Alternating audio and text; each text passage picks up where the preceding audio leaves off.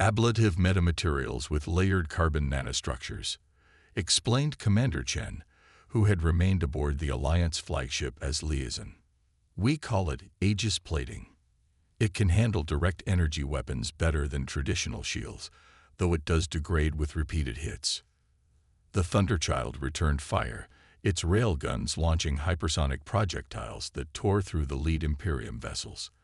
The human ship's missile batteries launched swarms of smaller weapons that curved and accelerated in ways that confused Imperium targeting systems. Smart missiles, Chen explained, noting the Alliance officer's surprise. They communicate with each other to optimize attack patterns and avoid defenses. As the battle intensified, the Alliance ships joined the attack, their energy weapons less effective, but still damaging when targeted at areas already weakened by the human kinetic weapons. For the first time since the war began, the Imperium forces seemed uncertain, their normally coordinated attack patterns becoming disjointed as they tried to adapt to this new enemy.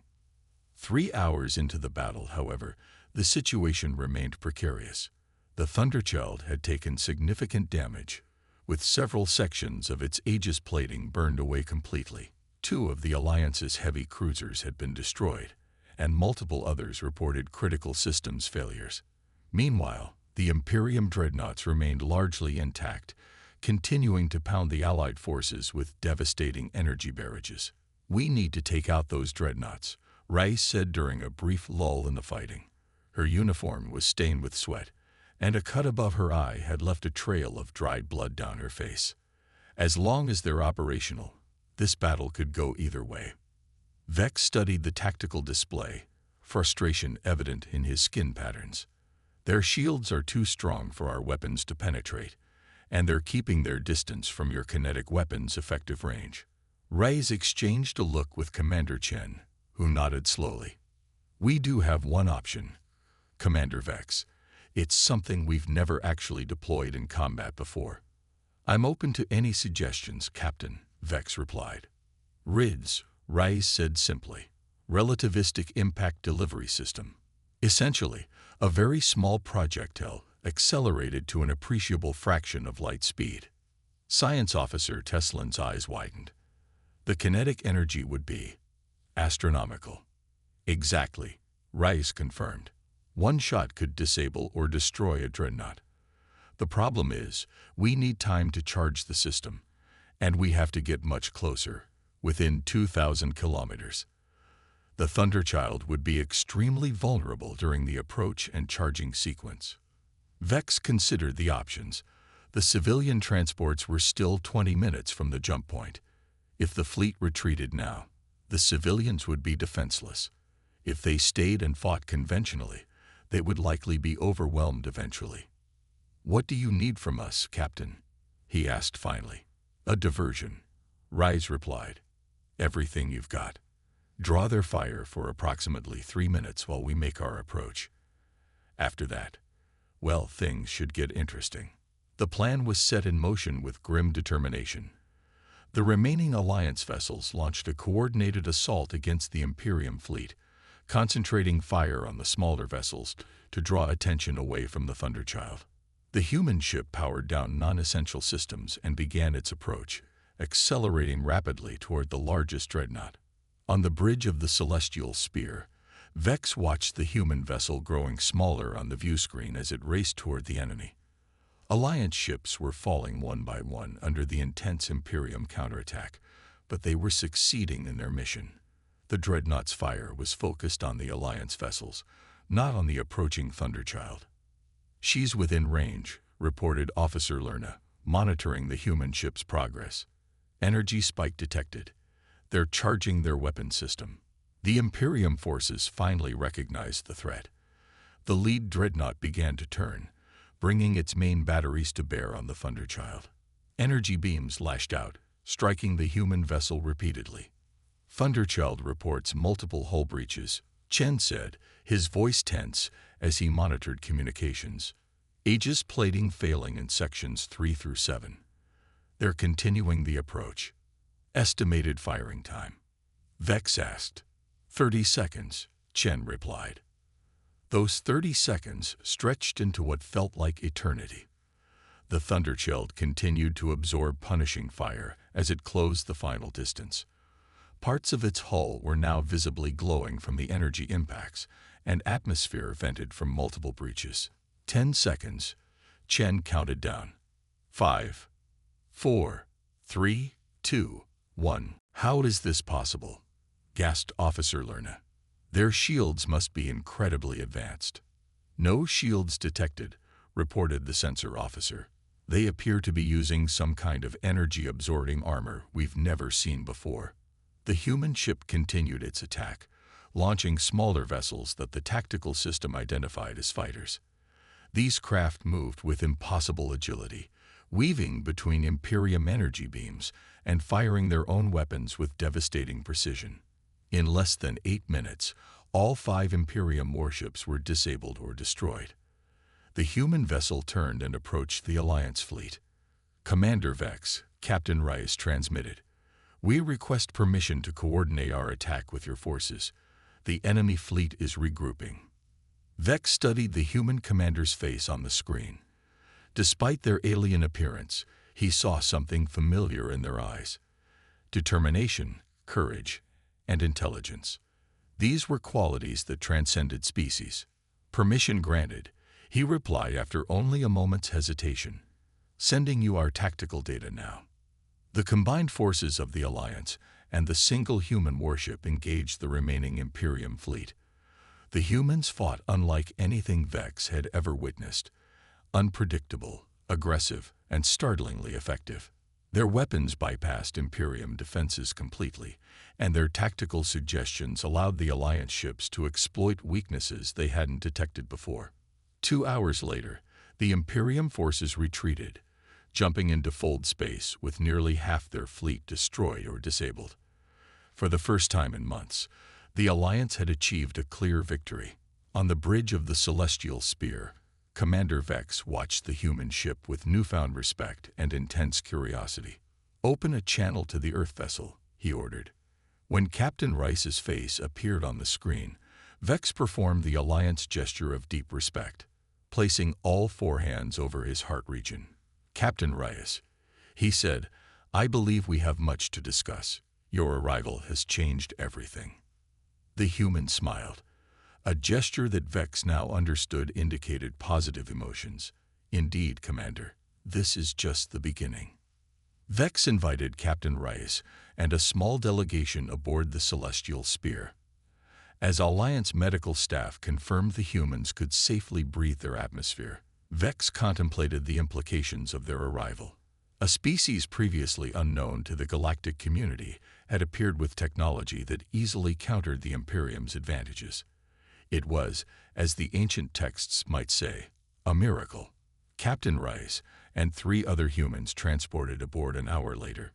Vex was struck by how small they were in person, nearly a head shorter than the average Solarian.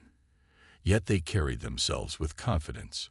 Captain Rice wore a formal uniform with various insignia and medals that Vex couldn't interpret, but clearly denoted rank and accomplishment. Commander Vex, Rice said, extending a hand in what he would later learn was a human greeting gesture. Thank you for your welcome. We have much to share with each other. Vex attempted to mimic the gesture, awkwardly extending one of his upper hands. The Alliance, indeed the entire free galaxy, owes you a tremendous debt today, Captain. Your intervention saved thousands of civilian lives. The human delegation was escorted to the command briefing room, where Alliance officers gathered to meet these strange new allies. Chief Science Officer Teslan could barely contain his excitement, his skin rippling with patterns of curiosity as he scanned the humans with various instruments. Your technology is fascinating, Teslan said, reviewing the readings. You utilize physical projectile weapons instead of energy beams, and your hull composition. Kinetic weapons, explained a human officer named Commander Chen. Simple, reliable, and effective against energy shields. Sometimes the old ways work best. As the briefing continued, Vex learned that humans had only achieved faster-than-light travel 50 Earth years ago. Their fold drive was a recent development, allowing them to cover vast distances by briefly folding spacetime, a technology neither the Alliance nor the Imperium possessed. "We've been exploring outward from our home system cautiously," Captain Rice explained. "Earth has a complicated history. We've learned to be prepared for the worst while hoping for the best. Your combat capabilities suggest significant military development," noted Strategic Officer Kale, his tone careful. Rice nodded. "Humanity spent much of its history fighting itself before we unified. Those experiences shaped our approach to technology and strategy. We build redundant systems, emphasize durability, and always have backup plans for our backup plans." As the briefing concluded, alerts blared across the celestial sphere. Tactical Officer Lerna rushed to a console, her skin paling. "Commander, Imperium reinforcements have arrived. 37 vessels, including 3 dreadnoughts." Vex turned to Captain Rice, their eyes meeting in understanding. The battle was not over yet. It had only just begun. "Captain," Vex said, "I formally request your assistance. The Alliance cannot stand against this force alone." Rice smiled again, but differently this time. An expression Vex would later learn humans called determination. "Commander Vex, the Thunderchild stands with you. Let's show them what happens when they pick a fight with both our peoples." Steel and stars, the command center of the celestial sphere, hummed with activity as Alliance officers and human tacticians worked side by side. Holographic displays showed the approaching Imperium reinforcements, 37 vessels forming an attack formation, including 3 massive dreadnoughts that dwarfed even the largest Alliance cruisers. "They're deploying in standard Imperium assault pattern," Strategic Officer Kale observed, gesturing at the holographic projection. 3 attack vectors, with the dreadnoughts providing long-range fire support. Captain Elena Rice studied the display, her eyes narrowed in concentration. "Your people have fought them before. What's their typical approach?" Commander Vex gestured with his lower hands, manipulating the hologram. "The Imperium relies on overwhelming force and superior shielding. Their crystalline hulls can refract most energy weapons, and their phased matter cannons can penetrate our shields with sustained fire. But they've never encountered kinetic weapons before today," Rice noted. "Commander Chen, what's the status of our ammunition reserves?" Commander Chen tapped at a datapad. "Main railgun batteries at 68% capacity. Missile systems fully loaded. Point defense systems nominal." Rice nodded sharply. "Good. We'll need everything we've got." She turned to Vex. "Commander, I suggest a modified thermopila defense. Your ships form a layered screen while the Thunderchild engages their lead elements. We can disrupt their formation and create openings for your vessels to exploit." Vex's skin flashed with patterns of concern. "Captain, that would place your vessel at extreme risk." "Risk is part of the job, Commander," Rice replied with a small smile. "The Thunderchild was built to take a beating." As the Alliance fleet reorganized according to the new battle plan, Vex found himself increasingly curious about these humans. They approached warfare with a mixture of scientific precision and what seemed like almost reckless courage. "Your species is remarkably adaptive," he observed as they watched the fleet movements. "Few races would volunteer to spearhead such a dangerous maneuver on their first encounter with a new civilization." Rice's expression grew more serious. "Humanity learned adaptability the hard way, Commander. Our history is filled with conflicts, disasters, and near extinctions. We fought ourselves, our environment, and everything nature could throw at us. Those experiences shaped us." "How did your people achieve unity?" Vex asked, genuinely curious. The Alliance had formed centuries ago from species that had already outgrown internal conflicts. "We almost didn't," Rice admitted. "About 100 years ago, we stood on the brink of destroying ourselves. Climate collapse, resource wars, technological upheaval, it all came to a head. But somehow we pulled back from the edge. The final accords established the United Earth Government. It wasn't easy, and it wasn't perfect, but it gave us a chance to look outward instead of fighting each other. And now you're here, halfway across the galaxy, Vex said. We're explorers at heart, Rise replied. But we never forget to bring insurance. She tapped the sidearm holstered at her hip. Now let's focus on surviving the next few hours. The tactical alert sounded. The Imperium fleet had entered weapons range. All vessels, assume defensive positions, Vex ordered. Civilian transports continued to fall back toward the jump point. The Thunderchild moved forward, its engines flaring bright against the darkness of space. Alliance vessels formed protective layers behind it, weapons charged and ready. Imperium vessels firing, reported Tactical Officer Lerna. Energy signatures indicate heavy phased matter cannons. On the main view screen, brilliant beams of purple-white energy lanced out from the Imperium ships, converging on the human vessel. The beams struck the Thunderchild's hull, which seemed to absorb and disperse the energy in rippling patterns. Their armor is incredible, murmured Science Officer Teslin, watching his instruments. It's actually absorbing the energy and redirecting it through some kind of distributed network. Unthinkable arrival. The void between stars erupted in brilliant flashes as energy weapons tore through the darkness. Commander Vex of the Solarian Alliance gripped the edges of the tactical display. His 4 eyes narrowed as another of his vessels disappeared from the projection. The bridge of the Celestial Spear, flagship of the 7th Fleet, trembled under the assault of Nexus Imperium weapons. Shields at 23%, Commander, reported Tactical Officer Lerna, her voice steady despite the chaos. 3rd and 5th Squadrons report critical damage. The civilian transports are still 13 minutes from the jump point. Commander Vex's skin shifted from its natural blue to a pale gray, a physiological response to extreme stress that he couldn't control. The Alliance had maintained peace in this sector for nearly 4 centuries, but the Nexus Imperium had emerged from the galactic south 2 years ago, conquering everything in their path. Their crystalline ships and phased matter weapons had proven devastatingly effective against Alliance defenses. Maintain formation, Vex ordered, his voice calm despite the situation. All vessels, prioritize protection of the civilian fleet. We must buy them time to reach the jump point. The battle had been raging for hours. What had begun as an evacuation mission had turned into a desperate last stand when Imperium forces arrived in overwhelming numbers. Now 23 Alliance warships struggled to protect over 50 civilian vessels, carrying refugees from the fallen colony world of Lyra Prime. Commander, called Science Officer Teslin from his station.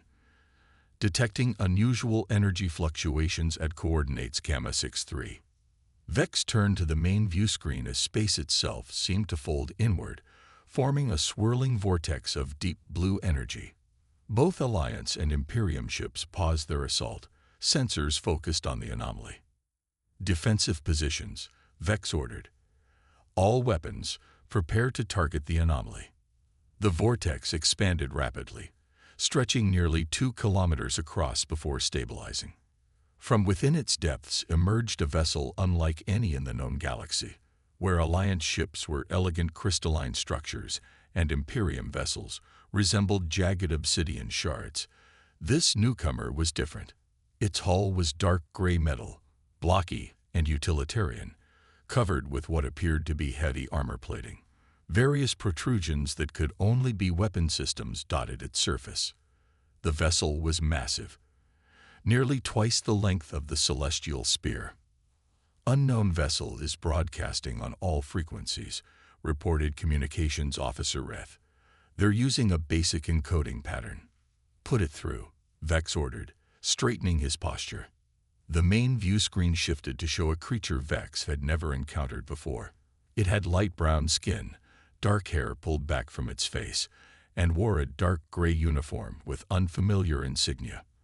The being appeared bizarrely simple in form. Just 2 eyes, a small nose, and a mouth. It looked almost unfinished compared to most evolved species. This is Captain Elena Reyes of the United Earth ship Thunderchild, the creature said in a clear, direct voice. We detect you are engaged in combat. Identify yourselves and state your situation. A hushed silence fell across the bridge. Earth was considered a myth by most Alliance species, a primitive world mentioned only in ancient texts from the pre-expansion era. "This is Commander Vex of the Solarian Alliance 7th Fleet," Vex replied carefully. "We are defending civilian transports against Nexus Imperium forces. Who are you, and how did you arrive here?" "We are humans from Earth," Captain Rice answered matter-of-factly. "Our long-range sensors detected your battle while we were testing our new fold drive. We came to investigate." Before Vex could respond, 5 Imperium warships broke formation and accelerated toward the human vessel, energy weapons charging. "They're targeting your ship," Vex warned, feeling a strange sense of concern for these unknown beings. "Acknowledged," Captain Rice replied calmly. "Stand by." What happened next astonished every being watching from both fleets. The human ship, rather than retreating or adopting a defensive posture, accelerated directly toward the approaching Imperium vessels. Multiple ports along its hull opened, revealing what appeared to be large barrel-shaped weapons. Instead of energy beams, the human ship fired what looked like solid projectiles at incredible speeds. These metal slugs tore through Imperium shields as if they weren't there, punching clean holes through their crystalline hulls. The Imperium ships returned fire, their energy weapons striking the human vessel's hull. But instead of the expected destruction, the beams seemed to dissipate across its surface with minimal effect. From the bow of the Thunderchild, a barely visible streak erupted. A tiny projectile moving at relativistic speeds. There was no beam, no explosion at the point of firing, just the faintest blur across space. A millisecond later, the lead Imperium dreadnought seemed to fold inward at a single point before erupting in a spectacular explosion that temporarily blinded the sensors. "Direct hit," Chen announced, his professional demeanor breaking into a triumphant smile. "Target destroyed." The Thunderchild was already turning, its engines straining as it withdrew from the engagement zone. The destruction of their lead vessel seemed to shock the Imperium forces. Their formation faltered, and for several crucial moments, their fire diminished. "All vessels, concentrate fire on the remaining dreadnoughts," Vex ordered. "Standard attack pattern Delta." The Alliance ships pressed the advantage, converging their fire on the weakened Imperium formation. The Thunderchild, despite its damage, rejoined the battle, its conventional weapons still operational. The second dreadnought fell under the combined assault 15 minutes later. The third, recognizing the shifted balance of power, initiated a retreat, gathering the remaining smaller vessels around it as it prepared to jump to fold space. "Should we pursue?" asked Strategic Officer Kale. Vex looked to Captain Rice, who shook her head. "Let them go. They'll carry the message back to their leaders. The Nexus Imperium isn't the only power in this galaxy anymore." As the Imperium forces retreated and disappeared into fold space, a weary cheer went up from the Alliance crew. The civilian transports reported successful passage through the jump point, safely beyond the reach of the Imperium. In the aftermath, damage reports flooded in. The Alliance fleet had lost 11 vessels, with another 8 severely damaged. The Thunderchild had sustained significant damage to its hull and systems, with 23 human casualties reported. But they had achieved something previously thought impossible, a decisive victory against the Imperium. Captain Rice returned to the Celestial Spear for a final meeting before the Thunderchild departed for repairs. She looked exhausted but satisfied as she entered the command briefing room. "The Alliance High Council has requested an immediate conference," Vex informed her. "They're quite interested in establishing formal relations with Earth." Rice nodded. "Our leadership will be receptive. This encounter has revealed much about the wider galaxy, both its dangers and its potential allies." "If I may ask," Vex said carefully, "why did you choose to intervene? You could have observed and departed without revealing yourselves. Your people had no stake in our conflict." Rice considered the question for a moment before answering. "Humanity has learned some hard lessons throughout our history, Commander. One of the most important is that bystanders share responsibility for what they witness. We saw people in need, and we had the capacity to help. The choice was clear. She extended her hand in the human gesture of friendship, which Vex now mimicked more confidently. Besides, she added with a smile, we humans have a saying, "The enemy of my enemy is my friend." I think this could be the beginning of a very productive relationship. As the human delegation prepared to return to their ship, Vex felt a sensation he hadn't experienced in years. Hope. The galaxy had changed today. The arrival of humanity, with their strange technology, their unusual tactics, and their willingness to stand against overwhelming odds, had altered the course of the war. Perhaps now, there was a chance for something more than mere survival. "Until we meet again, Captain Rice," he said in parting. "Count on it, Commander," she replied. "The universe just got a lot smaller, for all of us." The Thunderchild departed several hours later, folding space in a way that Alliance sensors could barely comprehend. But Vex knew with absolute certainty that they would return. Humanity had entered the galactic stage, and nothing would ever be the same again.